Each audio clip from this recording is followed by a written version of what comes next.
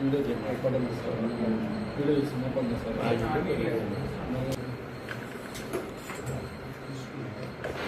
Photo share చేస్తారు.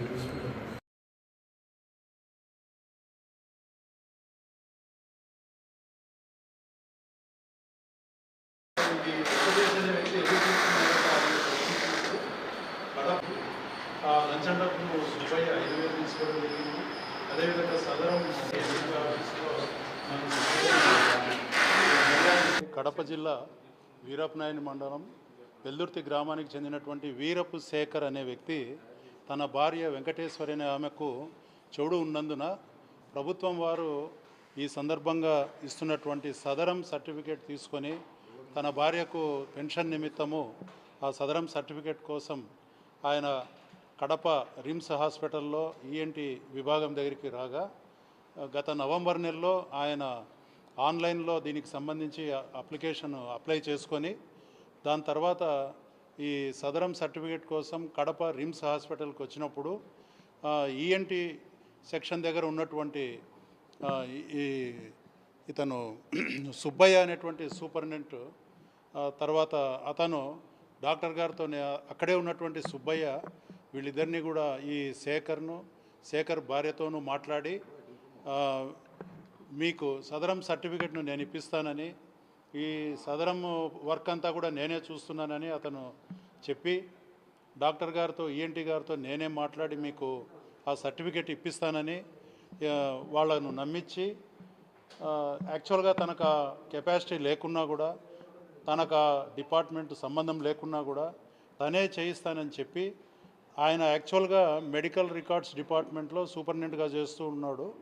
నేనే ఇదంతా కూడా చేయిస్తున్నాను డాక్టర్స్ దగ్గర చెప్పి అని చెప్పి ఆ విషయం తెలియనటువంటి ఫిర్యాదుదారుడైనటువంటి వీరప్ శేఖర్ను నమ్మించి అతనితో 30,000 లంచం డిమాండ్ చేసి నువ్వు 30,000 లంచం ఇస్తే తప్ప డాక్టర్స్ నీకు ఆ సర్టిఫికేట్ ఇష్యూ చేయరు, ఇవ్వకపోతే గిన పని జరగదు అని బెదిరించి నవంబర్ నుంచి జనవరి వరకు కూడా అతన్ని పలుమార్లు ఆఫీస్ చుట్టూ తిప్పించి సరే డాక్టర్ గారితో మాట్లాడించండి, మేము డాక్టర్ గారితో మాట్లాడి రిక్వెస్ట్ చేసుకొని మాకు అంత శక్తి లేదు కాబట్టి ఆ శక్తి లేనందువల్ల మేము డాక్టర్ గారిని రిక్వెస్ట్ చేసుకొని ఆ లంచం డబ్బు లేకుండా మేము పని చేయించుకుంటామని చెప్పి వాళ్ళు రిక్వెస్ట్ చేసినా కూడా డాక్టర్ గారిని కలవడానికి వీల్లేదు, డాక్టర్ గారు మీరు వెళ్తే డైరెక్ట్గా కలవరు, మీకు పని అయ్యే పరిస్థితి లేదు అని చెప్పి బెదిరించి ఈ పలుమార్లు ఆఫీస్ చుట్టూ తిప్పుతున్నందువల్ల తన పని కాకపోవడంతో